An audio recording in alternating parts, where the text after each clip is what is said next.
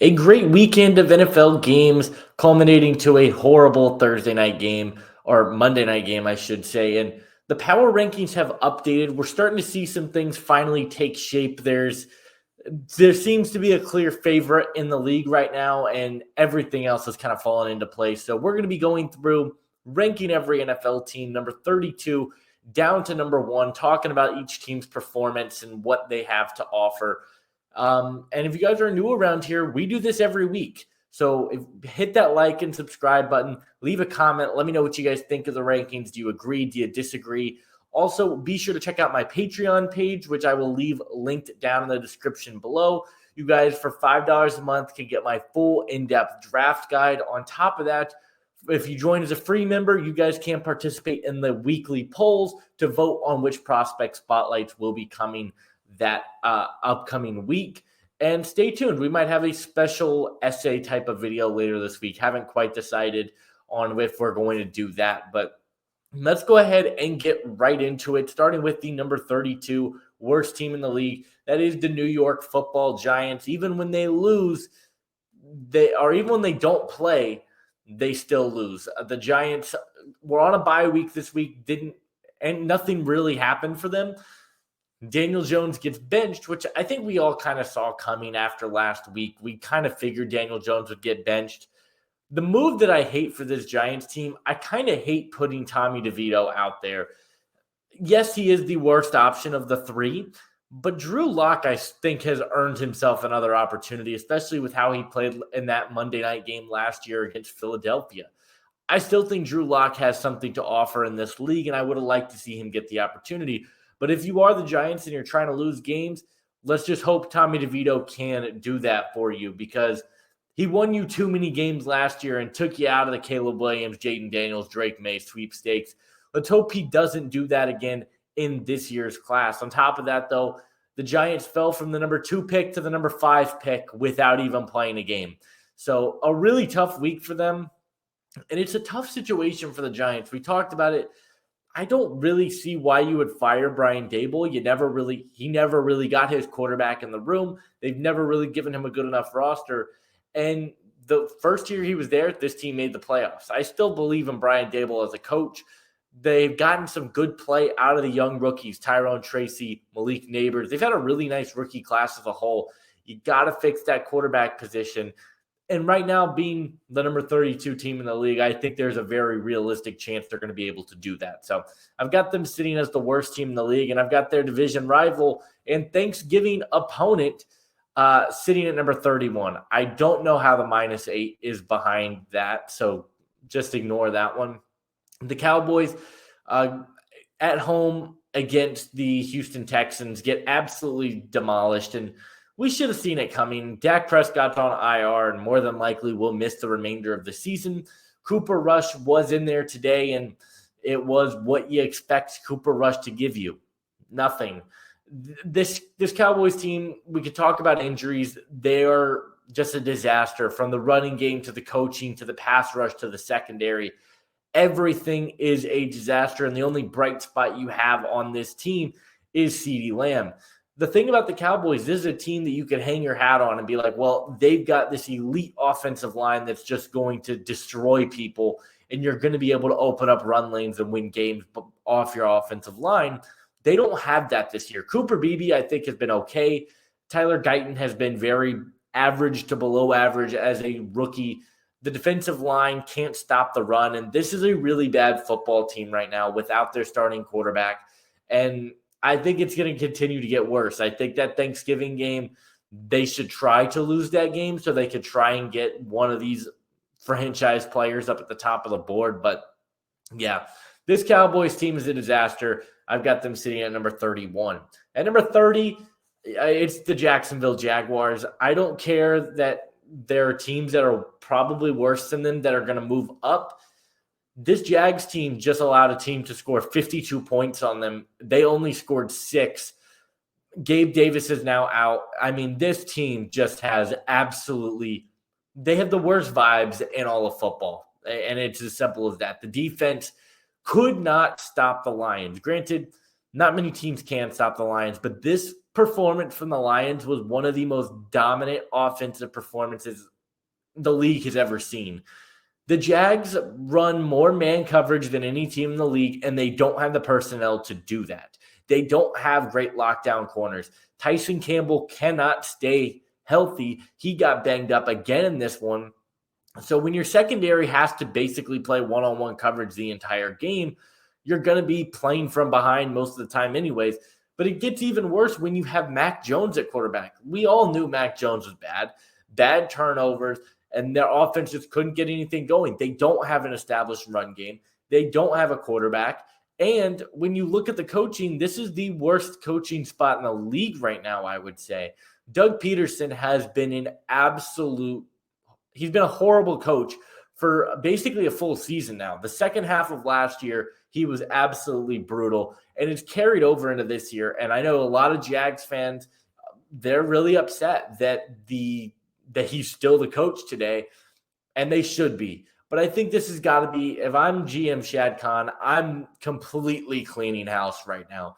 I'm not just firing Doug Peterson. I think Trent Baalke needs to go as well, because if you look at just how poor his draft history has been, I would still say the jury's out on Trevor Lawrence. I'm going to hold out hopes that he can return to form. Brian Thomas Jr. looks like a hit for them. Trayvon Walker being the number one pick over Aiden Hutchinson has been a disaster. The Anton Harrison pick looks okay. There's been a few picks that he has made high in the draft that just have not paid off. Bad free agent contracts. And I think he's got to go. This particular draft, the Brian Thomas Jr. pick was good. Mason Smith is not playing for you. They have a lot of things that this team needs to clean up. I think there's going to be a full roster overhaul, and we're going to see some really interesting stuff happen this offseason. But for Jacksonville, they're at number 30. Just an embarrassing performance against the Lions. At number 29, we got the Vegas Raiders going up 1. Not because I feel good about Vegas. I just feel worse about Jacksonville. The Raiders are in an interesting spot, and really the only reason that I can justify moving them up is I really think Brock Bowers is special. I had a buddy of mine text me, and he was like, man, Brock Bowers is going to be a top 5 tight end in the league in a couple years. I'm like, I think he already is, and I think he might be in that top 3 conversation. Brock Bowers is unbelievable, and he's on the road to getting a gold jacket. He has been the best rookie probably in the entire NFL. The Raiders are just really bad. He's been absolutely incredible. And for the Raiders, I thought they played pretty well for the most part against the Dolphins. They kind of hung around. I thought Gardner Minshew played a solid game. Obviously, you had good stuff from Brock Bowers. It's not a good football team. No one expects them to be good. I'm not moving them up because I was impressed by anything that they did. I moved them up because Jacksonville genuinely sucks. So I've got the Raiders sitting at number 29. In reality, there's really not much change for them. At number 28, it is the Tennessee Titans, losing again, this time to the Minnesota Vikings.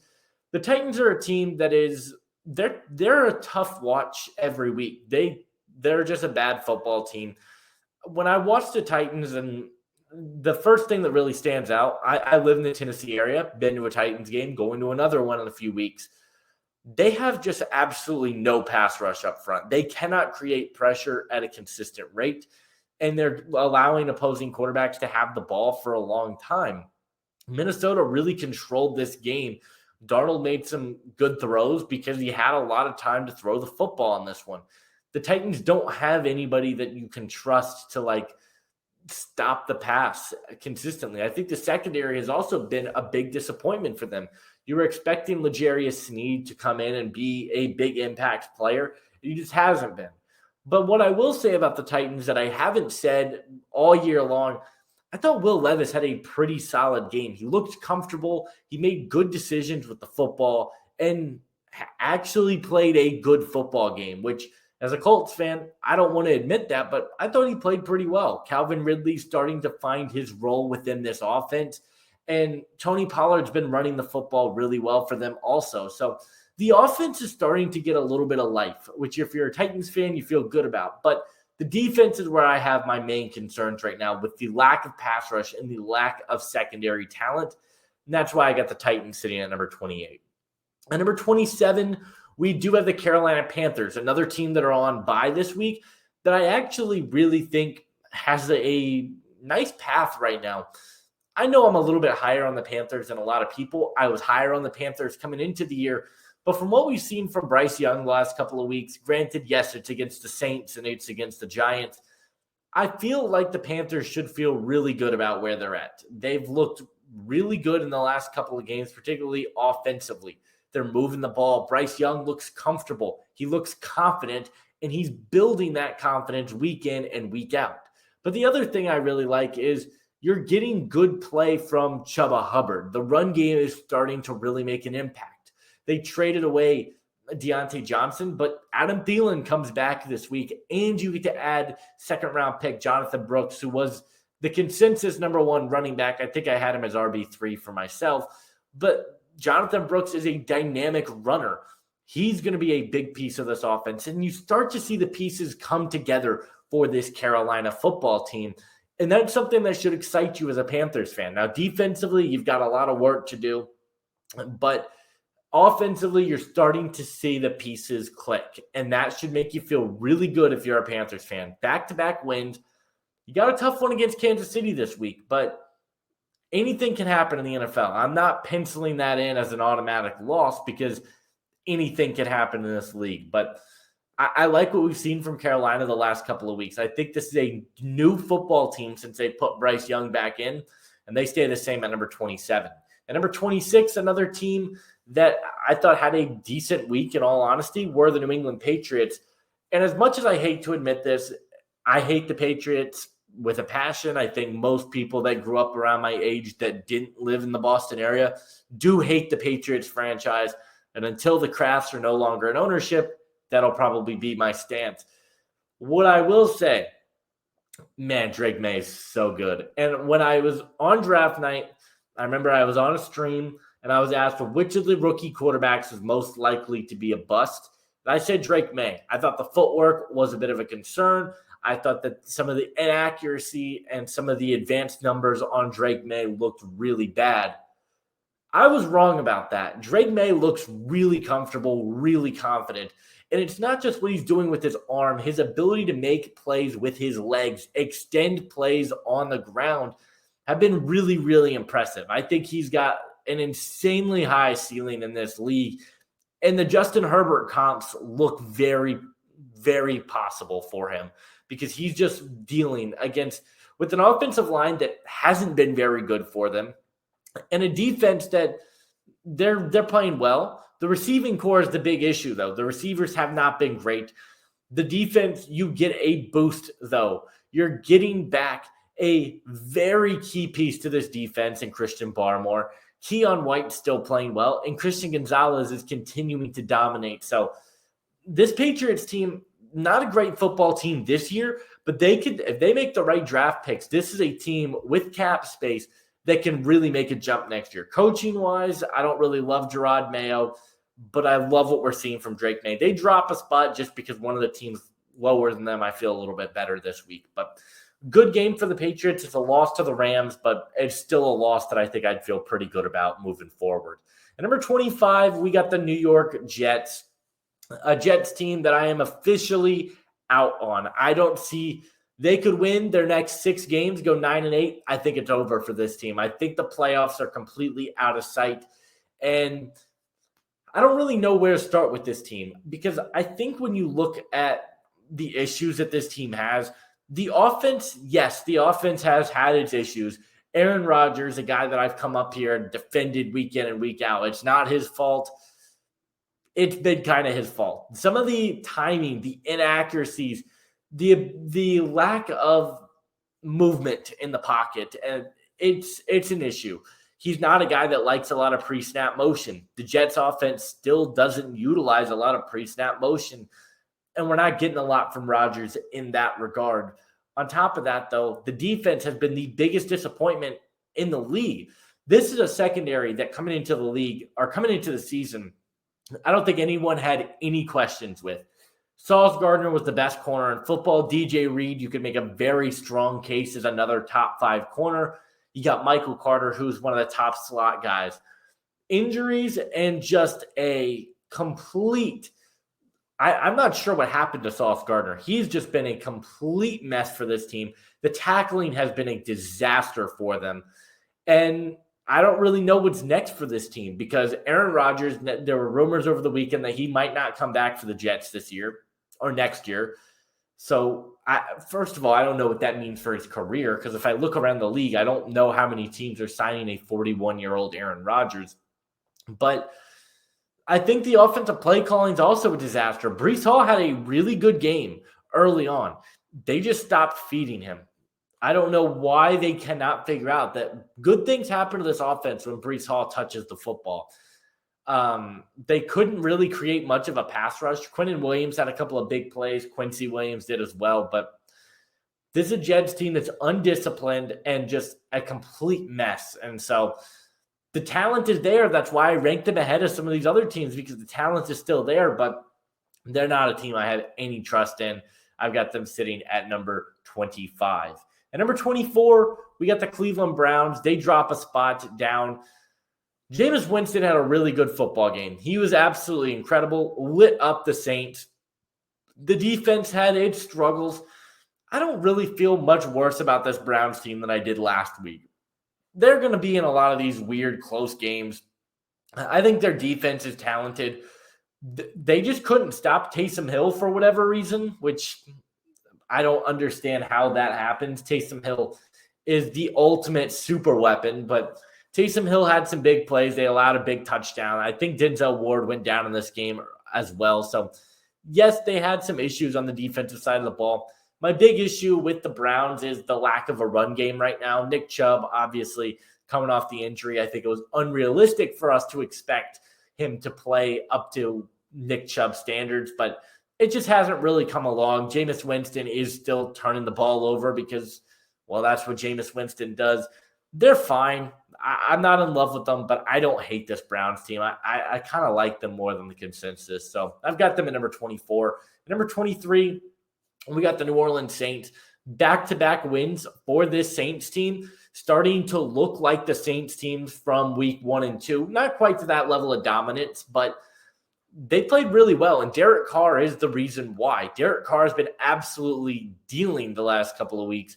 Marquez Valdez-Scantling kind of fills that Rashid Shaheed spot, and he's had a couple of massive plays in back-to-back weeks for this offense that have just absolutely revitalized this team. We mentioned Taysom Hill. He has been an absolute difference maker for them.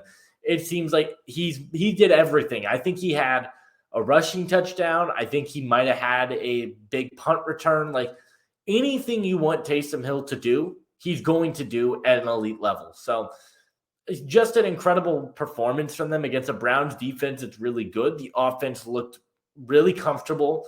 Even without Chris Olave, and Alvin Kamara didn't have the greatest of games either. I thought this Saints team played a pretty good football game. Do I think that they have a high ceiling or are a sleeper like wild card team? Probably not, but they're one of these scrappy teams that if their offense can keep playing the way they've played the last couple of weeks, they're going to find themselves in a lot of close games. I've got them sitting at number 23. At number 22, this is going to be controversial that I have the Bears jumping up 4. I jumped the gun last week. I dropped them down significantly. This is because they fired Shane Waldron. That's why they're moving up. Because Shane Waldron was a disaster. I mean, Seahawks fans hated him last year, and you can kind of see why. They get a new offensive coordinator. The offense completely changes, and they're producing. This Bears team, first game with a new offensive coordinator, and what do we see? They immediately decide, you know what? Let's play to our rookie quarterback's strengths, and let's just feed our weapons the ball. DJ Moore has his best game of the season. Caleb Williams had an incredible game. People are going to talk about no touchdowns. He led an incredible game-winning drive, incredible timing on the back shoulder to Odunze. He was getting the ball out of his hands quicker than he ever has in his career, dating back to USC. It was like 2 seconds and the ball was out. He had that timer in his head, and he was making quick decisions, didn't put the ball in harm's way. They were able to run the ball. The offensive line played well. Braxton Jones had a really good game. Defense did their thing, and in typical Bears fashion, they lose on a blocked field goal. I don't know how in the world that happens in back-to-back weeks. I don't think I can recall that happening in my life once, let alone twice in the same week.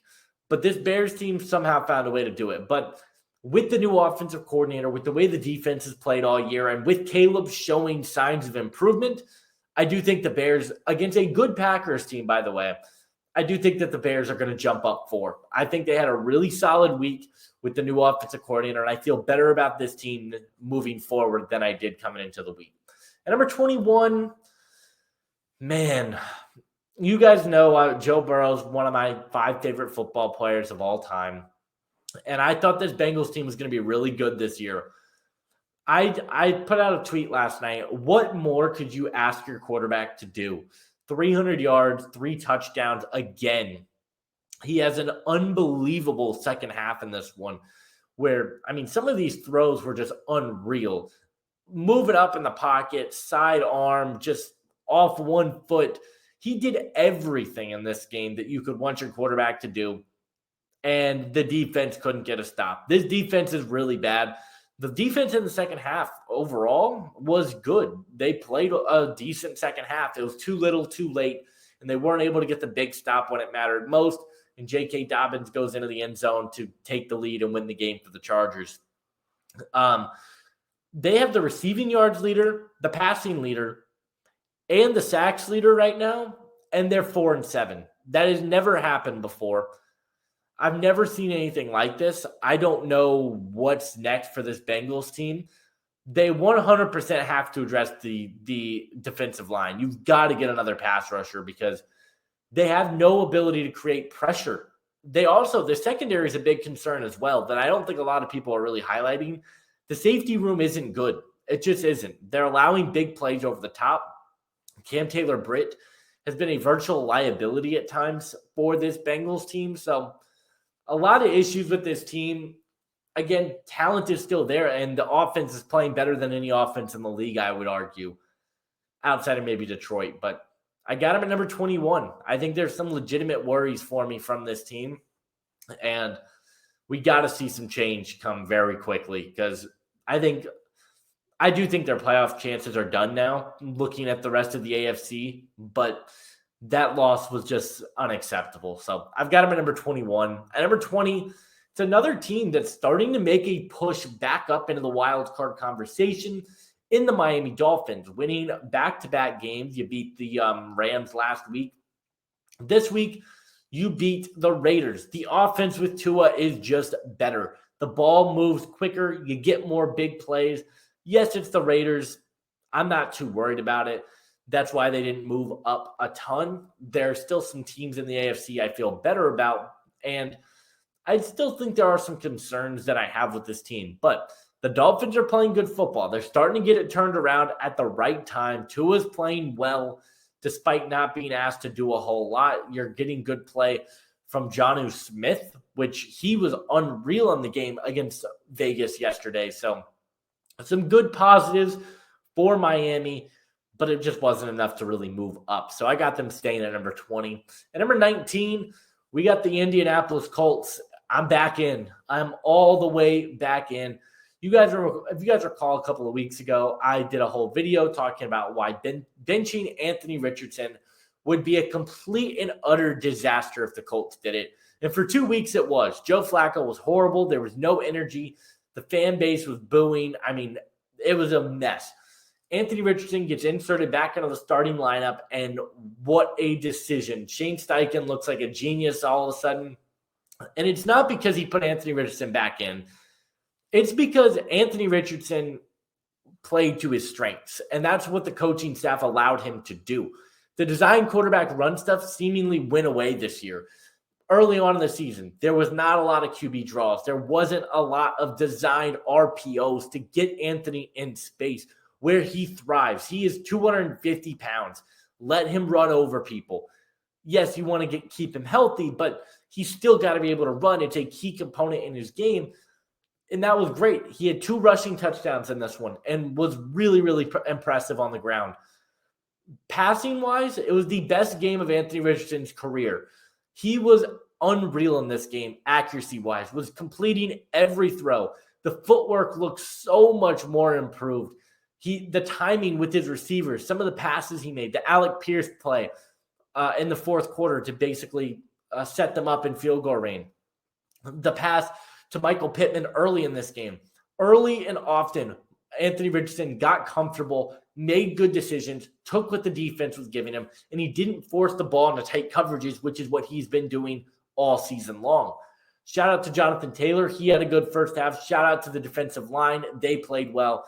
But the story of this game is Anthony Richardson proving the haters wrong, getting the Colts back on track. And if you look at the remaining schedule, they got Detroit this week, and then you got like New England, Denver, you've got Jacksonville, you've got Tennessee again in there. They've got some Vegas, I believe they play. They've got very winnable football games coming up that you feel like if you can go 5-1 in these last 6 games, you can get into the playoffs. I'm really impressed with what we saw from Richardson, and I'm bought back in. I've got them at number 19. At number 18, we've got the Tampa Bay Buccaneers remaining where they're at. They're on a bye week. I tempted with the idea of putting them ahead of Atlanta. We'll talk about Atlanta here in a second. But Tampa, really fun football team. Just got to hope they get healthy. Baker Mayfield's been playing really good football, but he can only do so much when, his top 2 weapons are out. And this isn't a defense that I really trust to lock anybody up. You've gotten good play from Zion McCollum, and you've gotten good play at times from Yaya Diaby, but it's not really a defense that's going to stop anybody. You're relying on your offense. So when you're missing 2 key playmakers, the upside of the offense is very limited. But I think we have seen a much better and much more composed Baker Mayfield than we ever have. And I think that this is a good Tampa team. I think they can definitely get back into the mix in the NFC South. If you look at the way the NFC South is starting to take shape, I feel pretty good about it. So I've got them sitting at number 18. They didn't move up or down with the bye week. At number 17, we have the Seattle Seahawks. The Seahawks get a big win late against the 49ers. And why does every Seahawks game have to end like that? Like, it doesn't seem like, yes, they jump up 2, and I still have them below the midpoint here because I just don't feel like this team can win a real close game or win a convincing game, I should say. Every game this year feels like they've been within 1 or 2 possessions.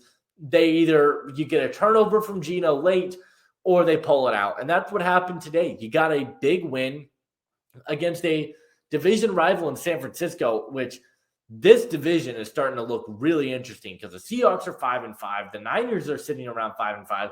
Cardinals are 6-3, and the Rams are right in there as well. So this division is going to be a tight race to the finish. But Geno Smith's playing the best football of his career, I would argue. Yes, the turnovers have been high, but he's just been so much more confident and comfortable.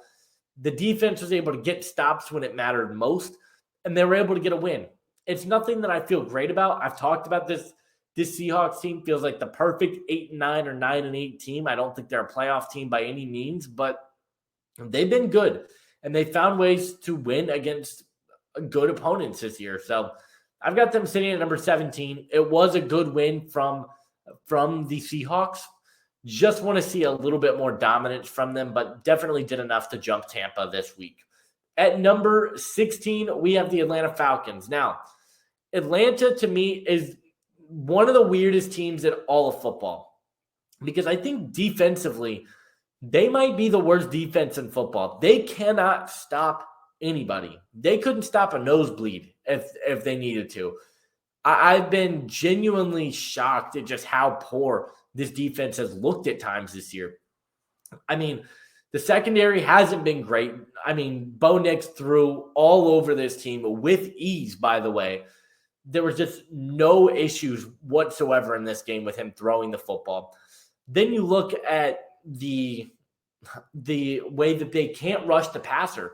Quarterbacks have all day to pass the football on this team, and teams are eating them up, and that's kind of the blueprint here.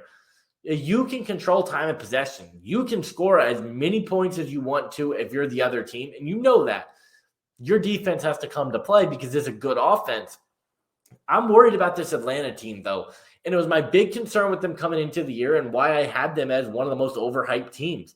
Even after the Judon trade, I was like, yes, it's a good trade for them, but how much better does Matthew Judon make their pass rush? And the answer is not really. Their pass rush is slightly better than what it was last year, but it's nothing that I feel great about. They didn't make a move at the deadline, which they should have. And now they might be paying the price. The division's easy because you've got basically a 2-game lead over Tampa, and you got the tiebreaker. But things could get really interesting for them. This is a team that I don't trust to win very many more games for the simple fact that I don't trust the defense. Kirk Cousins has had his ups and downs, but overall has had a good year. Bijan's been really good this year as well. But it starts with the defense. And with a defensive-minded coach, you would have expected more. But this defense has been a complete disaster for Atlanta all year. They're sitting dead in the middle of the league at number 16. At number 15, we got the Los Angeles Rams. I believe they're at 5-5 now. I don't believe they are. I don't believe I updated that, but they beat the New England Patriots, and I think they're getting good play from the young guys. We've talked about this time and time again. Jared Verse, we'll talk about another guy. It's a two-man race for Defensive Rookie of the Year between Jared Verse and Quinyon Mitchell, and Jared Verse has played excellent for them all year round. You're also getting great play from Cameron Kinchens and Omar Speights and Braden Fisk, and a defense that we thought was severely under-talented. They're playing good football right now, and they're getting the offense the ball, where you have Matthew Stafford, who is playing out of his mind the last couple of weeks. The dude was born to play quarterback. I mean, some of the throws he made yesterday against New England are just absurd. Absurd throws. The throw to Puka Nacua where Puka just dives out to score. Huge play for this team. They got a good run game in Kyron Williams. They've got weapons, and you've got Matthew Stafford, which is why I never really wrote off the Rams. If you guys go back to earlier in the season when they were sitting at like 23-24, I was like, just wait. Because if this team gets healthy, they're sitting around 2-4. They can turn this around real quick, and that's what they have done. I love this Rams team. I think there's a talented team that has a very real chance of winning this division still. I really love what we've seen from them. They jump up 2 spots and get back into the top half of the league. At number 14, we got their division rival in the San Francisco 49ers. And the Niners are a team that I am starting to get worried about. The injuries just keep adding up for this team. Obviously, you were out with Christian McCaffrey for the first half of the season. Brandon Ayuk tears his ACL. You've missed Debo for some time. Brock Purdy's now considered day-to-day, as well as George Kittle, who it's been a miracle he's been able to stay healthy for as long as he has, as well as Nick Bosa. Injuries have completely derailed this Niners team, and even when you've gotten close to this team being fully healthy, yesterday, most of the guys were healthy going in. And you got McCaffrey playing. You've got Ayuk, or you've got Jawan Jennings playing really well. Pearsall, Debo. They don't feel dominant. And I don't really know what it is. They just don't feel like this dominant offense anymore. And I don't know if it's teams figuring out the Shanahan scheme a little bit because a lot of different teams run it. If it is the injuries, but this team just isn't scoring points like they used to. And they're not getting stops like they used to either. And it feels like teams can kind of hold the ball on them for quite a while. And not having Javon Hargrave or really a second pass rusher at all for that matter is really hurting them, I think. So I'm not ready to write off the Niners, but this feels like the team from hell just because they cannot get healthy. They cannot stay healthy. And I'm a little bit worried about them. So I got them sitting at 14.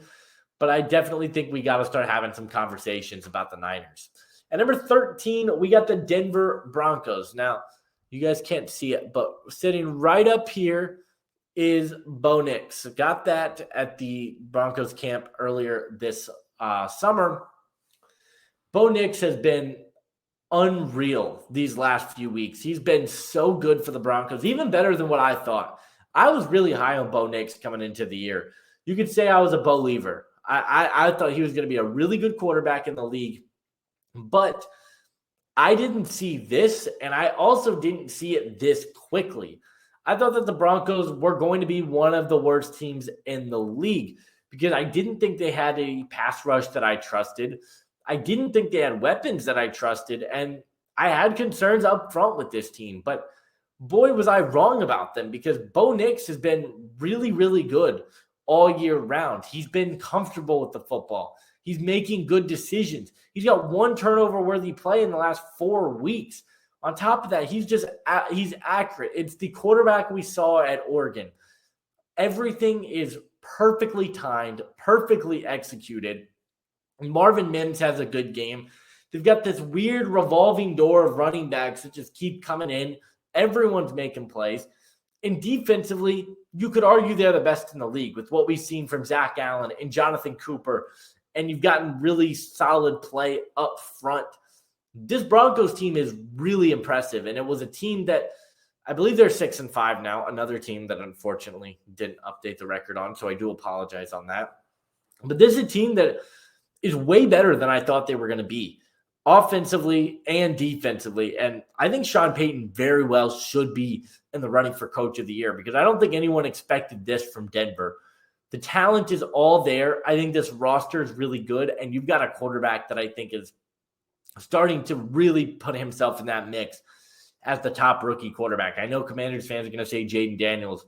I think Bo Nix is right there. I've got him at number 13. I think this is a good football team, and the schedule gets way easier for them too. So I got him sitting there. At number 12, we've got the Houston Texans remaining the same. You beat the Dallas Cowboys. You go to 7-4. It's fine. You beat the Cowboys. CJ Stroud looked good in this game. I didn't think he looked great in this one.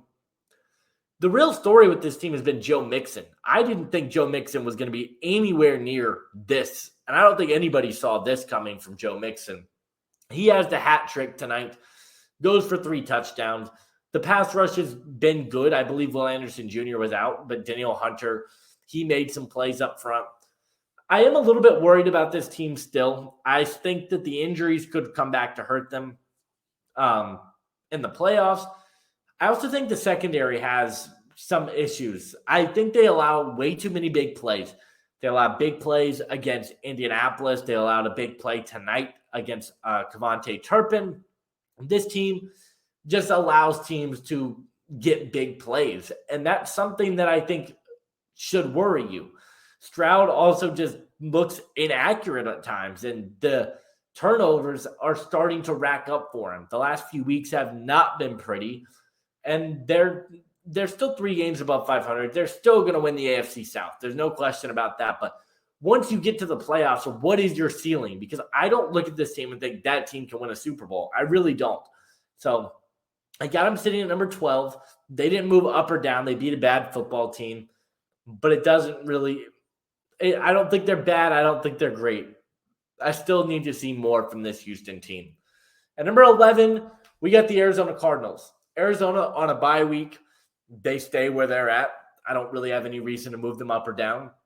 The offense has been one of the most impressive units in all of football. And I talked about it last week. Drew Petzing, to me, is like, if I'm putting together a list of head coaching candidates, I think Ben Johnson, Aaron Glenn are your 1, 2. Bill Belichick is probably number 3. I'm putting Drew Petzing in that top 5. I think what he's done with this Cardinals offense has been so impressive because he's able to mix in the run and the pass and play to Kyler Murray's strengths. And you've got all these weapons, but they really distribute the ball evenly. Kyler looks comfortable. The offensive line is playing way better than I think even diehard Cardinals fans thought it was going to be playing this year. But the big story has been the defense and how well you've gotten the defense to really buy into this. You make the trade for Baron Browning. You're getting Darius Robinson back in the mix, I believe, next week.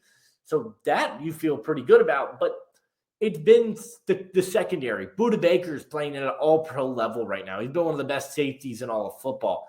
Garrett Williams, Starling Thomas, and Max Melton. That trio of cornerbacks has turned into a really nice young trio that I don't think anybody expected to get that from them. And you're getting good play. I think this is a really interesting team. They've got the lead in the division by a game. They've got tiebreakers over both the Rams and the Niners now. And this is a team they've got a fourth place schedule in the division. I don't see how they mess this up right now. I probably just jinxed it for all Cardinals fans, so I do apologize. But, man, I'm a big fan of this team. They were one of my sleeper teams coming into the year, and I stand by that. I think they've been awesome, and I've got them sitting just outside the top 10. At number 10, I do have the Washington Commanders. They go to 7-4. Once again, I do apologize. The records got completely messed up by me this week. I got the Commanders at number 10. This team, you're starting to see that maybe they're not as good as we first thought they were. They beat up on a lot of bad opponents. Jaden Daniels hasn't looked very good the last couple of weeks, and I can already hear the comments, oh, Jaden's been hurt, and you shouldn't be paying that much attention to it, but he's still playing, and the numbers aren't great. So what you're really seeing, the offensive line is still really inexperienced. I think that's going to be an issue for them and something they're going to need to address on draft night. But I also think they're really lacking a number 2 weapon. Quinyon Mitchell had Terry McLaurin in an absolute torture chamber all game long. He couldn't create separation. He couldn't get open. And when Terry's not getting open, who else do you trust to distribute the ball to? I know some Commanders fans are going to be like, oh, we drafted Luke McCaffrey in the 3rd round. That was the biggest overdraft of the entire draft. And I think most analysts thought that. That pick to this day makes no sense. Noah Brown, I don't think is a consistent piece for you. And De'Ami Brown, same thing there. I just don't think you have that number 2 weapon. So whether you get that in the draft or whether you get that in free agency with some of your extra money, maybe a T. Higgins, maybe you go get a Christian Kirk, who I think would be perfect for you. I definitely think a receiver has to be the move pretty early in free agency or the draft, because if you get Jaden weapons, I think this team could make a run, but they're lacking those weapons. Defensively, it definitely fell apart too in the second half. I think the interior, you're starting to really worry about the way Saquon was able to run the football on them in the second half, the way that Lamar Jackson and Derrick Henry ran the football on them. I don't think they have a run stuffer up the middle. And Jerzon Newton was one of my favorite prospects I've ever watched. He was more of a pass rush guy. You might need a little bit more run defense in there, so that could be another area. They're still a good team. You lost to the Steelers and Eagles in 4 days. It'll be okay, but I've got them sitting at number 10 right now. At number 9, we've got the Minnesota Vikings. They go to 8-2, beating the Tennessee Titans this week. And, I mean, not really much to say about this Vikings team. They beat who's in front of them. They had a 4th place schedule. The schedule just gets easier for them, but I'm starting to feel worse about the Vikings as the season goes on. Sam Darnold just doesn't look as good as he did. We saw it last week against the Jags, where they barely were able to squeak out a win there. The defense is kind of winning them these games single-handedly. Andrew Van Ginkel has been awesome for them. You're getting great play from Jonathan Grenard. Blake Cashman had a really good one in Tennessee. But the offense, you had some big explosive plays to Addison and Jefferson, but outside of those, it didn't feel like the offense was really able to move the ball all that well either of the last 2 weeks, and I think that falls back on the quarterback. Darnold, he's been fine. I think we're going to start to hear those narratives of him being the franchise guy start to simmer down a little bit. So I don't feel better about the Vikings. Yes, I feel worse about them, but I don't feel like there's many teams below them that I would take over them at this point. So I got them sitting at number 9. At number 8, the biggest riser of the week, it's the LA Chargers. They are building something here in LA. What Jim Harbaugh has been able to do with Jesse Minter and this offense and this defense has just completely re-energized. Justin Herbert is playing at an MVP level right now, which I didn't see coming this year. He's in that top 5 quarterback conversation now without question. I think it's Mahomes, Allen, Lamar, Burrow, and probably Justin Herbert at 5. Herbert, it seemed like he wanted to throw this game away late, but they made enough plays. Ladd McConkey's a dude for this team. He's awesome. He's been a huge piece to their success. Quentin Johnston is turning into a weapon. I still think they got to get a pass rush or a pass-catching tight end. They don't really have that right now. Colston Loveland, Tyler Warren, I think would be excellent fit for their offense. But the way they're able to run the ball with J.K. Dobbins, and then you're getting this from Justin Herbert, has been really impressive. But it's the defense, the stunts, and the way that they're able to get guys free and get into the backfield and create pressure. It's really, really impressive stuff that we're seeing from this defense. Tuli Tuipulotu had an awesome game last night against Cincinnati. They've got an interior rush. Still think they might need a bigger nose tackle, but Poona Ford's been playing well for them. I mean, everybody is bought into this culture. They're playing well. The secondary is playing great.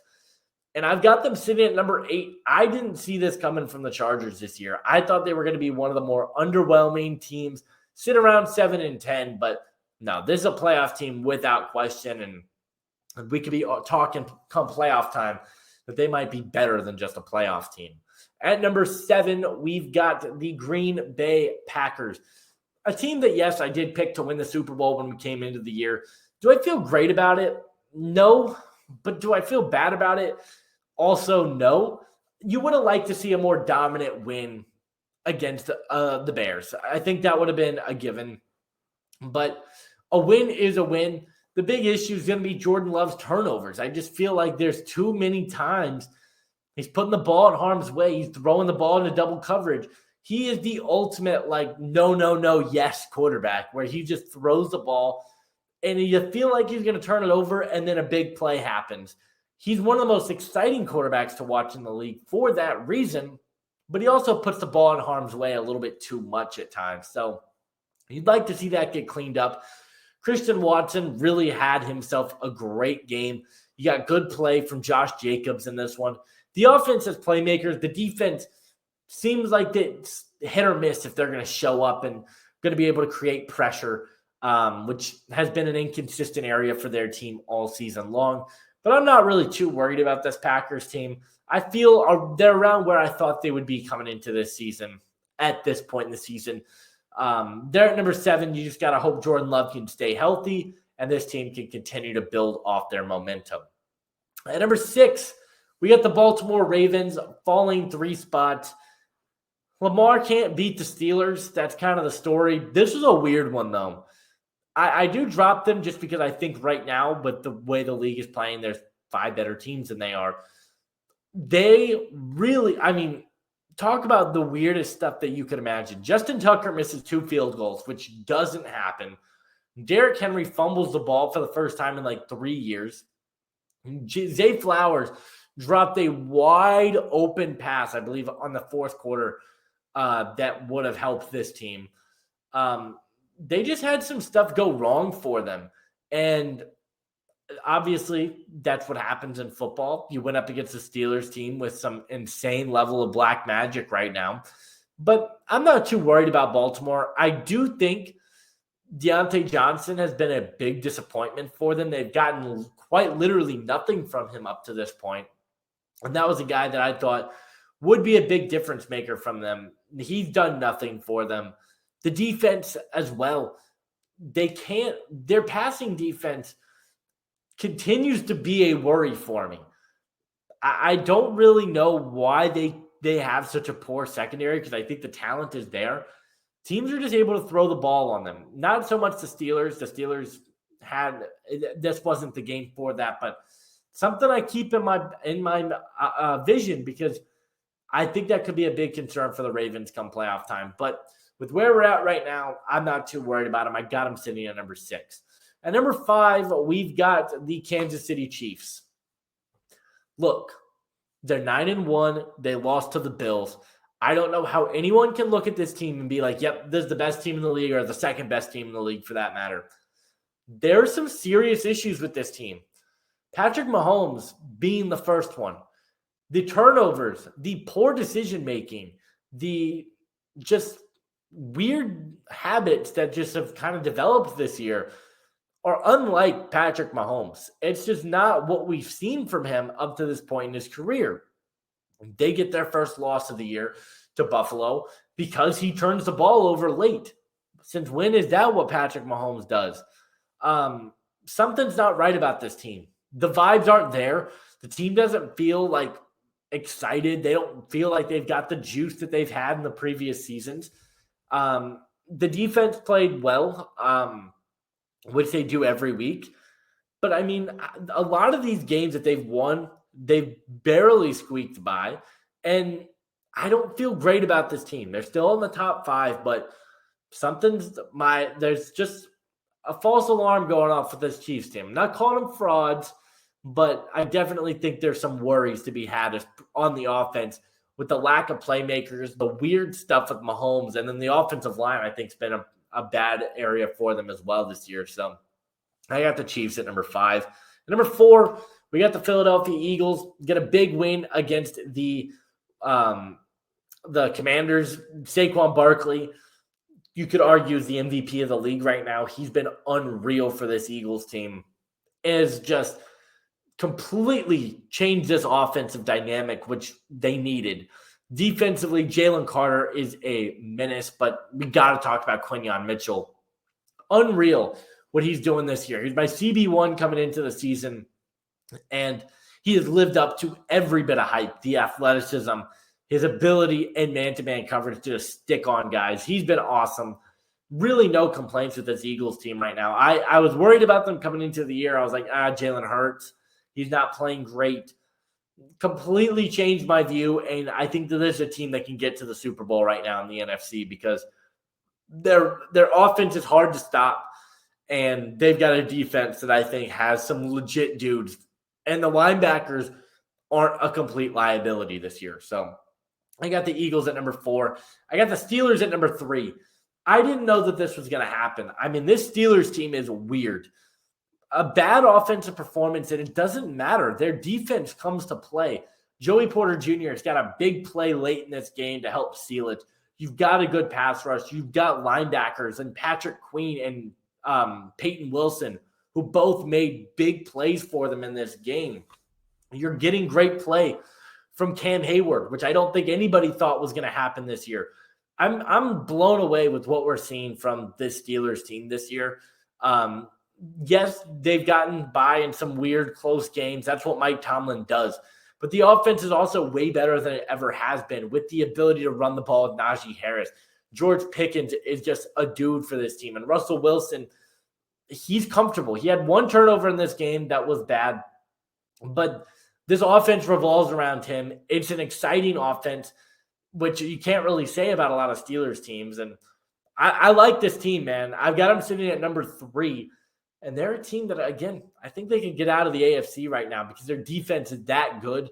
And Russ is just playing consistent football to help them win football games. At number 2, we got the Buffalo Bills.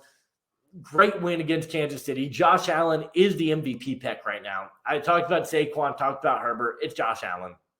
He's done everything you want on the ground, through the air. The turnovers have taken a step back this year. He's not turned the ball over as much as he has in previous seasons. The defense is playing well, and you're getting Matt Milano back. I mean, they've got everything laid out in front of them. This is Buffalo's year. If they don't make the Super Bowl this year, it's a catastrophe because the AFC feels wide open, and I think this is the most talented team in the conference. Amari Cooper has a few big catches in this game. Khalil Shakir was out, I believe. Kincaid was out, but it didn't matter. Josh Allen steps up when it matters most, and you're going to be getting Keon Coleman and Kincaid and Khalil Shakir back. So really, really big win for them. And I've got them at number 2. But number 1 is America's team, the Detroit Lions, dominating the Jacksonville Jaguars. Big bounce back game from Jared Goff. The offense was clicking on all cylinders. Amon-Ra, Jamison Williams, Jahmyr Gibbs, David Montgomery, they're all scoring touchdowns. They scored on every drive in this game except one, and it was a kneel down at the end of the game. Unbelievable offensive performance. And the defense allowed just 6 points without Aiden Hutchinson. I mean, unbelievable stuff from this Lions team. And it seems like this team is on a clear path right now to New Orleans to the Super Bowl. That's going to do it for me in this video, guys. Let me know what you guys think. Do you agree with my power rankings? Do you disagree? Once again, apologize for some of the records being off down below. Going to get that fixed for next week. But leave a like, subscribe if you are new, and I'll see you guys in the next one. Adios.